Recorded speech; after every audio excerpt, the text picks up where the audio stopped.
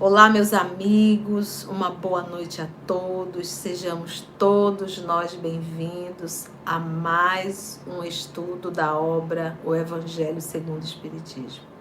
Então vamos orar e agradecer a Deus por mais uma oportunidade de estudo e de Evangelho. Vamos orar?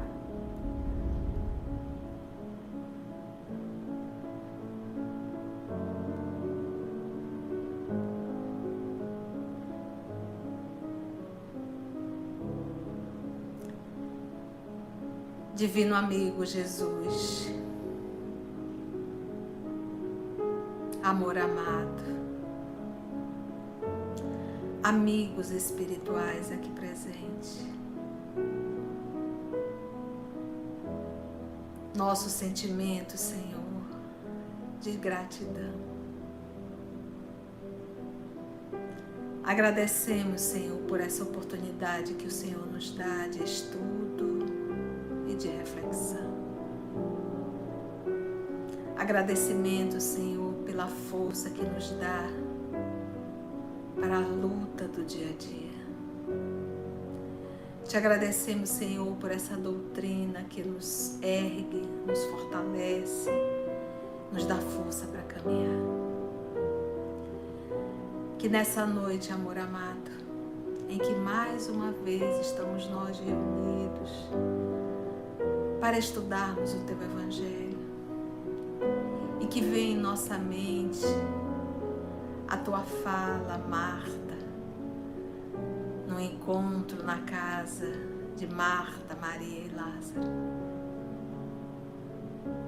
em que Marta, tão afadigada com o trabalho, e que Maria se assenta para te ouvir. E Marta, sobrecarregada, e tu adverte, Marta, Marta, uma coisa só é necessária. E Maria escolheu a melhor parte. Então precisamos, Senhor, desacelerar, nos assentar, para te ouvirmos em cada evangelho. Sem ti, não temos capacidade de fazer esse evangelho. Precisamos da tua presença, da presença dos amigos espirituais, para que possam nos inspirar e nos conduzir em mais um evangelho, Senhor. Que a tua paz nos envolva, que a tua paz possa estar presente em cada lar e que nós possamos, Senhor, inspirados e conduzidos por ti, realizarmos mais um evangelho no lar. Graça te dando, Senhor, que assim seja.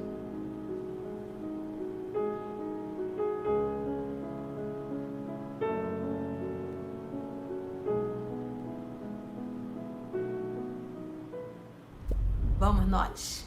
Vamos para o Evangelho? Mas vamos começar com o Livro dos Espíritos, tá bom? Então, mais uma vez, sejam todos muito bem-vindos ao nosso Evangelho, tá bom? Eu peguei o Livro dos Espíritos para a gente conversar um pouquinho. É uma resposta um pouquinho longa, mas vale a pena. É 919A. Vai em torno daquilo que nós vamos fechar o Evangelho hoje, o estudo do Evangelho. A pergunta de Kardec foi qual seria o meio mais eficaz que nós temos de melhorar nessa vida e de resistirmos ao mal. O Santo Agostinho responde: um sábio da antiguidade já te disse, conhece-te a ti mesmo. Aí o Kardec disse: olha, conhecemos muito bem essa máxima, né? Que foi lá de Sócrates, né? Conhecemos essa máxima, mas como fazer isso? Aí o Santo Agostinho vai esmiuçando, e é isso que a gente vai ler hoje, porque é um capítulo e é uma pergunta que a gente tem que estar sempre lendo e relendo, lendo e relendo. Então, ele mesmo, quando ele fala isso, ele está dizendo, ele está falando da vida dele, está falando da experiência dele, e que dá certo, né? Então, às vezes, a gente quer fazer um processo de mudança, mas nós não sabemos muito bem como fazer. Então a gente acha que o processo de mudança muitas vezes é só o conhecimento, né? E a gente já entendeu que conhecimento subentende vivência, que o que nós adquirimos são informações. A gente só tem conhecimento quando aquela informação passa a ser vivida. Aí isso se torna um conhecimento, porque conhecimento subentende mudança de vida, é mudança de atitude. Então todo conhecimento ele gera uma mudança de atitude quando é conhecimento. Quando não é, é apenas uma informação, mais uma informação.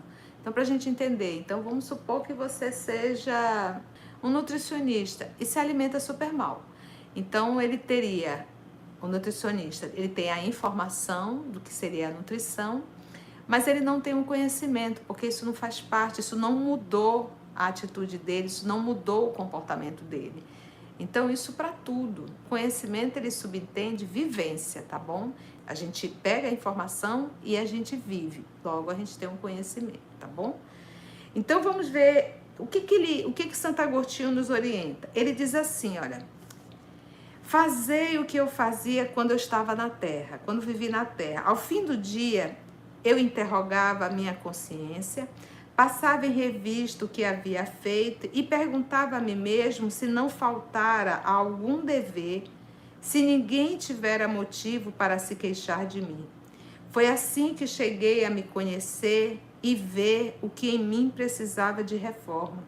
Aquele que todas as noites recordasse todas as ações que praticara durante o dia e perguntasse a si mesmo o bem ou o mal que houvera feito, rogando a Deus e ao seu anjo da guarda que o esclarecesse, adquiriria grande força para se aperfeiçoar, porque crede-me, Deus o assistirá. Portanto, questionai-vos, interrogai-vos sobre o que tendes feito e com que objetivo agiste em dada circunstância. Se fizerte alguma coisa que censuraríeis se feita por outrem. Se praticarte alguma ação que não ousarias confessar. Perguntai ainda isto: se aprovesse a Deus chamar-me neste momento, teria que temer o olhar de alguém ao entrar de novo no mundo dos espíritos, onde nada é oculto? Examinai o que podeis ter feito contra Deus, depois contra o vosso próximo e, finalmente, contra vós mesmos? As respostas acalmarão a vossa consciência ou indicarão o mal que precise ser cuidado. O conhecimento de si mesmo é, portanto, a chave do progresso individual. Mas direis, como podes alguém julgar-se a si mesmo?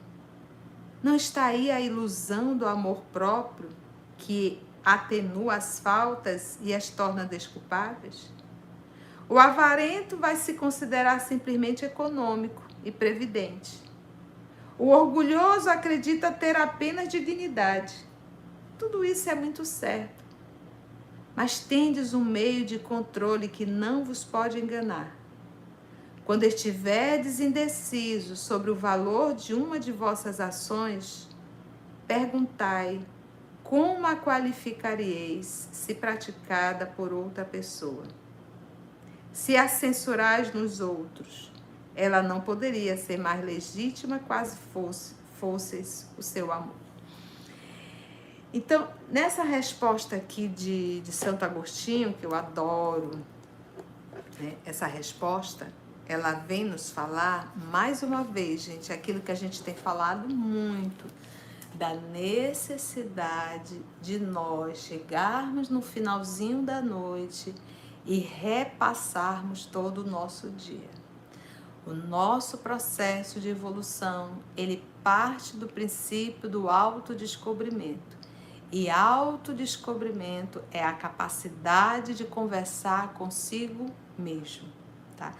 Releia sempre a questão 919A, em que ele vai dando esse passo a passo do que nós devemos fazer no finalzinho da noite. Então pega o teu dia, vê como foi a tua vida de relação, veja o que você falou, como você falou, o que você fez, o que você não fez, o que você deixou de fazer. Para que esse processo todo de avaliar o seu dia, avaliar as suas atitudes? Isso é autoconhecer-se, para eu mudar no dia seguinte. Tenho falado e vou continuar falando. O evangelho, o que eu aprendo hoje, ele não é para o passado. O que eu estou aprendendo hoje é para o meu hoje, é para a partir de agora. Então eu não tenho como pegar o que eu estou aprendendo hoje, aqui nesse evangelho de hoje, para julgar o meu dia de ontem. É a partir de hoje. Então vamos adquirir esse hábito, gente. Chega finalzinho da noite, faz a tua prece, sentadinho ali na cama. A gente tem que perder essa mania de achar que a gente está morto de cansado, se joga na cama e fica ali, ai, Senhor Jesus, abençoe. Não é assim, né? A gente tem que fazer uma força, perder menos tempo no celular, sentar ali à beirinha da cama, levar o nosso pensamento a Deus, fazer nossa prece e fazer ali uma reflexão. O Santo Agostinho, ele tinha um hábito até de anotar. Ele anotava tudinho o seu dia, que ali ele chamava, tem até o livro, né? Solilóquios de Santo Agostinho. Vamos então agora para o nosso evangelho. Vamos voltar ao capítulo, já o finalzinho agora, né? Que fala é permitido repreender os outros, notar as imperfeições de outrem, divulgar o mal dos outros, né? E é bem interessante essas perguntas, e quem vai responder é São Luís. Lembrando que São Luís era o mentor espiritual dos trabalhos mediúnicos de Allan Kardec. Muitas dúvidas de Allan Kardec, como esse texto aqui, por exemplo, a gente lê o texto, e o texto foi bastante firme que a gente não deve criticar, que a gente não deve expor, que a gente não deve julgar. Então, pautado em tudo isso, e Kardec como um educador, e ele ali como presidente da Sociedade Espírita, vendo muitas coisas erradas, então ele se viu numa condição de ser agora, mas eu vou ter que fechar a boca para tudo, eu vou ter que me calar para tudo, eu vou ter que estar vendo o erro e não vou poder fazer nada. E muitas vezes nós devemos também nos perguntar até que ponto é silêncio, até que ponto é anuir com o crime, até que ponto é deixar de interferir, até que ponto seria um ato de se eximir de uma responsabilidade, né? Então, quando a gente fala de evangelho, nós temos que ter muito bom senso. E esse processo do autodescobrimento é essa necessidade de nós perguntarmos o que está por detrás da nossa atitude. Nós sempre temos que fazer esse processo de avaliação. O que está por detrás da minha atitude? Se eu fiz isso, fiz por quê? Se eu deixei de fazer por quê? Tudo que nós fazemos tem um porquê, tem uma intenção. E eu tenho que saber qual é essa intenção. Então, a misericórdia divina, ela não vai avaliar simplesmente o ato, mas o que está por detrás desse ato nosso. Entendemos isso? Vamos lá. Ele fez a primeira pergunta. Como ninguém é perfeito, seguir-se-á que ninguém tem o direito de repreender o seu próximo? Porque nos textos que nós lemos, deixou bem claro, antes de você apontar um erro alheio, olha primeiro para você. Aí Kardec já parte do princípio, eu não sou perfeito. Kardec pensando, se eu não sou perfeito, logo eu não tenho direito de chamar a atenção de ninguém. Então é isso que ele quer saber. Como ninguém é perfeito, seguir-se-á que ninguém tem o direito de repreender o seu próximo? Resposta. Certamente que não é essa a conclusão a tirar-se, pois cada um de vós deve trabalhar pelo progresso de todos e, sobretudo, daqueles cuja tutela vos foi confiada. Então, imagina alguém está sobre a sua responsabilidade, você vai ver o erro e vai ficar olhando, não posso julgar, não posso corrigir, não posso. Mas, por isso mesmo, deveis fazê-lo com moderação. Olha a palavra aqui, com moderação. Então, vamos pegar o modelo e guia da humanidade. Quando Judas Iscariote, que era um comerciante, um vendedor de quinquilharias, que fazia parte do colegiado, ali era um dos 12, quando ele propôs fazer uma cotinha para a construção do reino de Deus na terra, e ele visualizava um reino físico, material. E Jesus ficou em silêncio olhando. Quando eles fizeram a cotinha ali com um pouquinho que tinham, ele ficou com a sacolinha na mão. Jesus olhou para ele e disse: cuidado, Judas, para essa sacolinha, né, você não se curvar, né, não cair com o peso dessa sacolinha, né? Então Jesus conhecia a fragilidade de Judas, uma vez que ele era uma pessoa ambiciosa, tinha a ambição do poder, e isso foi um ponto fraco. Então ele chamou a atenção, mas com tanta classe, né? É isso que a gente tem que aprender, é esse tom, sabe? É essa forma, esse jeito que todos nós devemos aprender. Nós ainda, e eu me coloco também nisso, ainda não temos essa elegância que o amor traz. Mas, diz aqui o amigo espiritual, eu vou repassar. Judas não compreendeu o chamado de Jesus. Então, se nós muitas vezes vivemos com espíritos da terceira ordem como nós, e que muitas vezes nos chamam a atenção e nos choca, é porque essa é a linguagem que ainda conseguimos entender. Então, quando Jesus falou a Judas, Judas não compreendeu. Mas algumas vezes ele foi um pouco mais rígido. Ele foi rígido, Jesus, com aqueles que conheciam a Torá, que eram os doutores da lei. Hipócrita, raça de víboras, sepulcro caiado por fora e cheio de podridão por dentro. Então a gente vê Jesus combatendo a hipocrisia, mas ele chamava atenção. Então, tenhamos muito cuidado, porque normalmente a gente pega o evangelho para cobrar do outro, mas a gente não pega o evangelho para cobrar de si próprio. É esse cuidado que nós temos que ter. Então, por isso é que é sempre muito bom avaliarmos as perguntas. O porquê eu fiz, qual o propósito, por que eu deixei, por que eu anuí. Então, nós temos que ter muito bom senso, muito cuidado, para nós nem irmos totalmente para um lado e nem irmos para totalmente o outro. É necessário o caminho do meio, tá bom? E ele continua: mas por isso mesmo deveis fazê-lo com moderação, para um fim útil, e não pelo prazer de denegrir, como se faz na maioria das vezes. Então tem pessoas que adoram, mas com um único intuito: denegrir a imagem do outro. Neste último caso, a repreensão é uma maldade. Você vai denegrir, mas é uma maldade. No primeiro, mas por isso mesmo deveis fazê-lo com moderação para um fim útil. Então, o primeiro é o fim útil. Neste último, que é para denegrir, é uma maldade. No primeiro, que é para o quê? Que tem um propósito útil, é um dever que a caridade manda cumprir com todo o cuidado possível. Então, muitas vezes não corrigir é falta de caridade. Mas ele diz, ainda assim, se for corrigir, façamos com todo o cuidado. Mais ainda, a censura que alguém faça a outrem deve ser dirigida também a si próprio, procurando saber se não a terá merecido.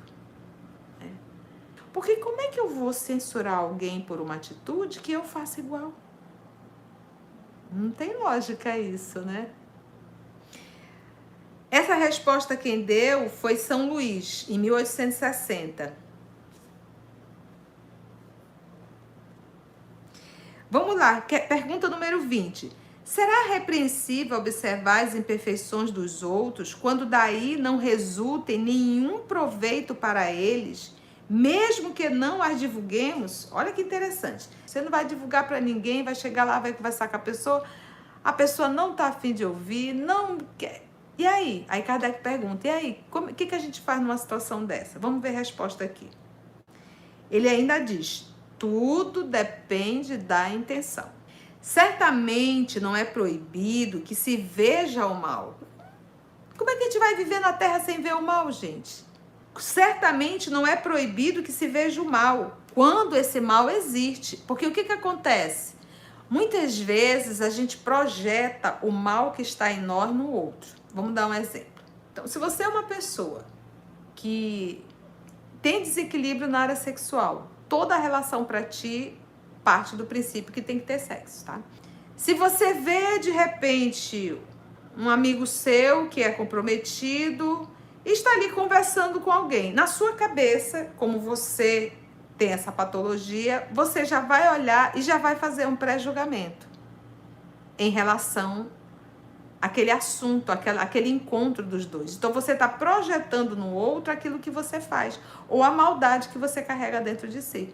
Por isso é que ele diz quando realmente existe o mal. Então, às vezes, a gente tem que ter muito cuidado também para a gente não estar projetando no outro as nossas mazelas. Eu não consigo ver nada sem segundas intenções, ou tudo para mim, a malícia está dentro de mim. E às vezes não é nada disso. Então, muitas vezes a gente acaba construindo um problema muito grande, mas porque o mal está dentro de nós e a gente projeta isso em relação ao outro. São exemplos simples, como de repente você passou uma mensagem, a pessoa leu e não respondeu. Aí o que você diz? Olha aí, agora é assim, não me responde mais, não arruma mais tempo para mim, tá todo metido, toda metida. Mas, na verdade, você está projetando a sua forma de ser no outro. O outro simplesmente, às vezes, está dirigindo, abriu ali rapidinho, olhou e não deu tempo de responder porque abriu o sinal. E, de repente, a pessoa chegou num canto e acabou esquecendo. Então, ou seja, a gente não consegue olhar e dizer assim, não, o outro está passando por um problema, não, na hora que puder a pessoa vai me responder. Não, a gente está sempre projetando o lado ruim que está em nós. É por isso que ele fala isso aqui, ó. Seria mesmo inconveniente ver em toda parte somente o bem, pois essa ilusão prejudicaria o progresso. Se eu perder o bom senso de identificar o mal, o erro, a gente vai parar de evoluir. Porque o que acontece? Se eu vejo um erro em mim e eu corrijo, estou progredindo. Se eu vejo um erro no outro e tento dar um toque no outro, eu estou ajudando o outro a progredir. Mas se partir do princípio que ninguém mais observa o mal, que ninguém vê o mal, pronto, todo mundo parou. É isso que ele está falando aqui. Seria mesmo inconveniente ver em toda parte somente o bem, pois essa ilusão prejudicaria o progresso. O erro consiste em fazer que essa observação do mal, redunde em prejuízo do próximo, desacreditando sem necessidade na opinião pública. Então é por isso que a gente diz mais uma vez, avalie a tua intenção e qual foi a forma e por que fizeste, para que o outro também não acabe se desacreditando de tudo. Para que o outro também não acabe, inclusive, desistindo de tudo. Desacreditando sem necessidade na opinião pública. Também seria repreensível fazê-lo apenas para dar expansão a um sentimento de malevolência e de satisfação em apanhar os outros em falta, Porque tem gente que adora, Peguei! Olha, eu vou te contar, é impressionante como tem pessoas que têm um certo prazer, de pegar o erro do outro, de denegrir o outro, de divulgar o erro do outro, Dá-se inteiramente o contrário quando, lançando um véu sobre o mal para ocultá-lo do público, limitamo-nos a observá-lo para proveito pessoal, isto é, para nos exercitarmos em evitar o que reprovamos nos outros. Vamos dizer que a Cida fez alguma coisa, eu cheguei, olhei, vi, eu disse, minha irmã, e agora? Vamos fazer o seguinte, vamos tentar corrigir aqui, vamos corrigir, resolvemos tudo, porque isso não vai trazer prejuízo a ninguém, iria trazer a ela. Então a gente corrigiu ali, dei maior força e tal, pronto, acabou, resolveu. Eu não preciso sair dali, gente, a Cida fez isso, olha, destruiu tudo. Entende, gente? Então, é esse bom senso. Eu acho que acho que a gente aprende muito com a obra Renúncia de Alcione.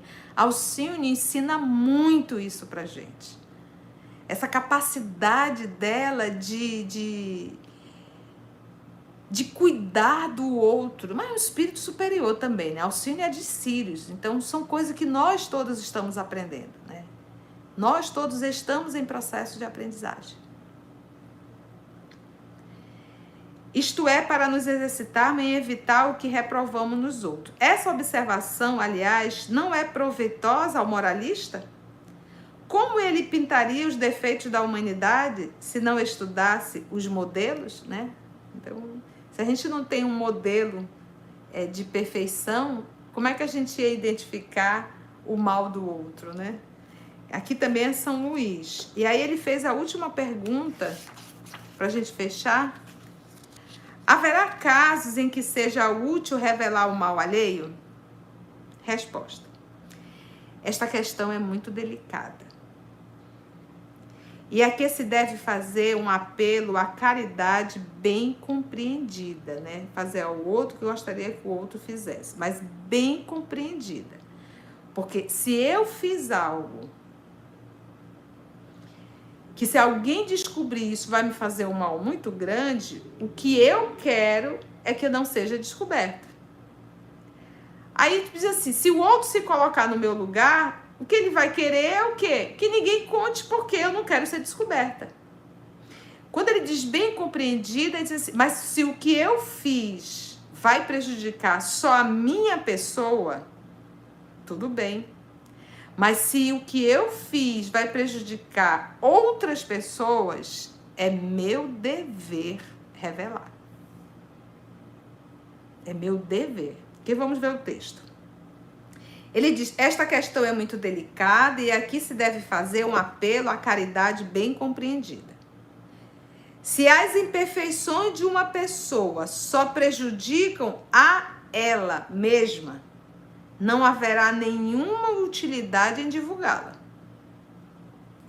No entanto, se pode acarretar prejuízos a terceiros, deve-se preferir o interesse do maior número no interesse de um só. Segundo as circunstâncias, desmascarar a hipocrisia e a mentira pode constituir um dever. Olha aqui, é tão interessante, ele fala da hipocrisia e da mentira. Por exemplo, vamos pegar o livro Renúncia de novo com a nossa querida Alcione. A Alcione, ela já sabia, ela descobriu tudo, que na verdade, o que a Susana tinha feito, que o esposo atual da Susana era o pai dela, e que a mãe Madalena, que o pai achava que estava morta, estava viva, e que ela era a filha dele. Então, quando ela descobriu tudo isso, ela era a governanta da casa. Você está boiando? Você não conhece essa história do livro Renúncia? Você não leu Renúncia? Aí é para acabar. Gente, a obra Renúncia está no canal. Faz parte de um dos 5 romances de Emmanuel. Gente, é uma história espetacular. E o que a Alcione fez? Porque parar para pensar, estava prejudicando a quem?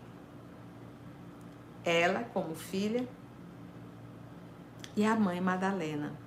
Acho que já estava adoecida. E prejudicando, ela pensa assim, ela estava ganhando o salário dela, ela estava dando um certo conforto já para a mãe. E aí ela colocou na balança. Se contasse toda a verdade, ela ia destruir com o pai, destruir a Susana, a mãe ia ficar num estado difícil, a irmã dela, que ela já tinha uma irmã, que o pai já estava numa nova núpcia com a Susana. Olha, o próprio pai da Susana, que era o seu Jacques, que ela tinha maior carinho por ele. Então, ela preferiu se sacrificar. Ela acabou, no final, a história acabou vindo à tona, e vocês bem perceberam o que aconteceu com o pai dela, que já leu a obra, né? Então, imagina se ela tivesse contado lá atrás. Então, a gente para pensar, esse bom senso que nós temos que ter na vida da gente. Porque a gente não está falando de coisas pequenas. Às vezes são coisas muito grandes e que nós temos que parar para pensar. Então essa situação, essa maldade está caindo só sobre a cabeça de um, tudo bem. Mas quando isso está caindo na cabeça de muitos e a gente está calado, a gente está anuindo com o crime. E aí ele finaliza dizendo assim: segundo as circunstâncias, desmascarar a hipocrisia e a mentira pode constituir um dever. Então, muitas vezes nós somos colocados em determinada situação para isso. E às vezes a gente se acovarda, né? Pois mais vale cair um homem do que muitos virem a ser suas vítimas. Em tal caso, deve-se pesar a soma das vantagens e dos inconvenientes, que foi o que a nossa querida Alcione fez. Essa mensagem também é de São Luís, também de 1860, né? Foi bom, gente? Muito bom, gente. Estuda, busca esses materiais que tá no canal. Olha, Paulo Estevo, há 2000 anos, 50 anos depois, Renúncia, Ave Cristo. Essas obras, elas vão mudar a tua vida. É impossível nós lermos essa obra e a vida da gente não tomar um novo rumo. E ainda tem a obra Boa Nova, né? A obra Boa Nova também, meu Deus. Eu digo que a obra Boa Nova, a gente tem a impressão que Jesus está sentadinho assim ao nosso lado. Então vamos orar?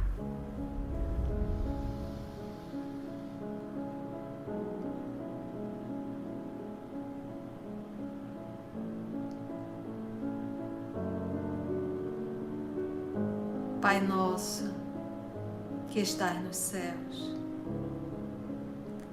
santificado seja o vosso nome. Venha a nós o vosso reino. Seja feita a vossa vontade, assim na terra como no céu. O pão nosso de cada dia dá-nos hoje. Perdoa as nossas ofensas, assim como nós perdoamos a quem nos tem ofendido. Não nos deixe, Senhor, cair em tentação, mas livrai-nos de todo o mal.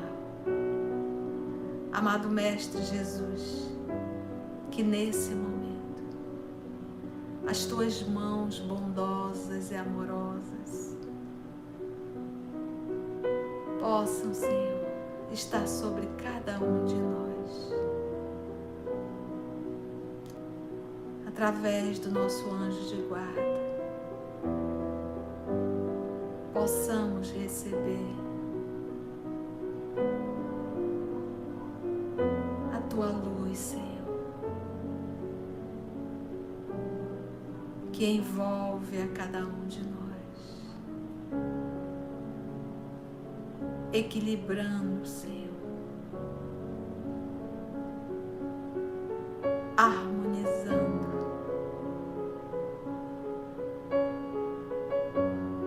o nosso organismo,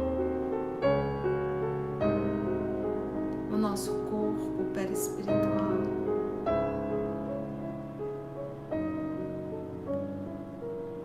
Nós te agradecemos, amor querido, pelas bênçãos que recebemos. Muito obrigada. obrigada, amado Mestre, por esse momento de aprendizado e oração.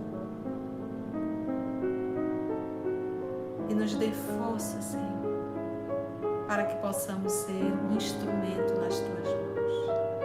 Graça te damos, amor de nossas vidas. Que assim seja.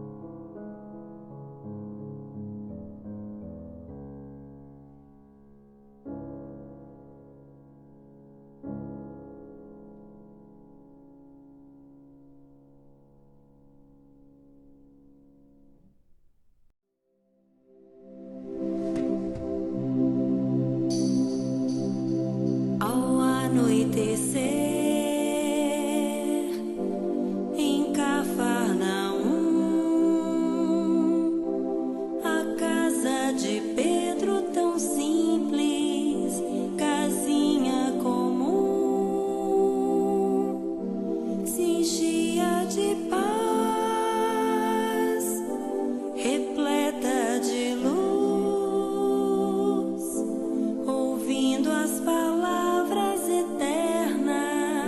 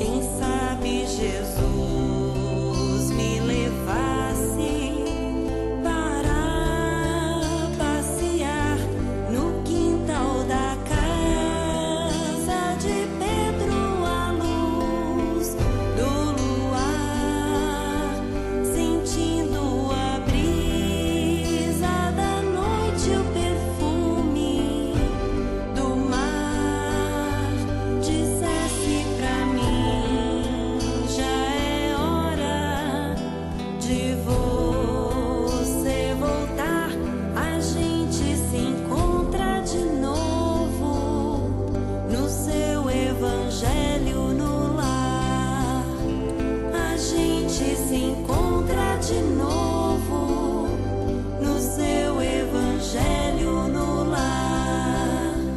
E eu tão criança ainda naquele lugar, quem sabe Jesus me levasse para passear no quintal da casa de Pedro, à luz do luar, sentindo a brisa da noite, o perfume do mar.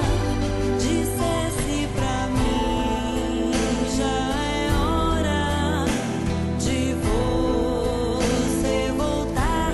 A gente se encontra de novo no seu evangelho no lar. A gente se encontra de novo no seu evangelho no lar. EOS Manaus. Estudando para servir ao Cristo. Visite nosso site em www.eosmanaus.org. No YouTube, procure o canal EOS Manaus. Participe do nosso grupo no Facebook. No Instagram somos @EOS Manaus. Escute e estude na Rádio Manaus de Estudos Espíritas. Estamos, também, em diversas plataformas de áudio. Procure EOS Manaus, no seu aplicativo preferido. EOS Manaus. Estudando para servir ao Cristo.